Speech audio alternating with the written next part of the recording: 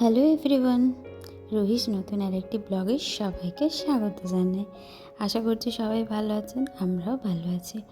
আজ সানডে, তো ভাবলাম বিকালবেলা একটু রুহিকে নিয়ে বেরিয়ে আসি। তো কোথায় যাব? পৌঁছে গেলাম এয়ারক্রাফট মিউজিয়াম।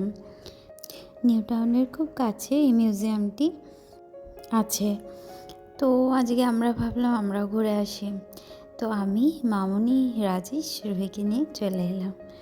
দেখুন ভেতরটা কত সুন্দর, কি সুন্দর বাগান করা রয়েছে। এর রাইট সাইডে জানেন তো একটা ফাউন্টেন হচ্ছিল লেকের মধ্যে, সেটাও বেশ ভালো লাগছিল, বাট সেটা আমি ক্যামেরাবন্দি করতে পারিনি ভালো মতো। তো চারিদিকে অনেক লাইটিংও করা ছিল, তো বেশ মনোরম পরিবেশ, বেশ ভালো লাগছিল। তো সময় কাটানোর জন্য খুব ভালো জায়গা, আর দেখার তো অনেক কিছুই আছে। এটা এয়ারক্রাফটেরই একটা পার্ট। এখানে রাজেশ তার মেয়েকে নিয়ে ফটোশ্যুট করতেই ব্যস্ত।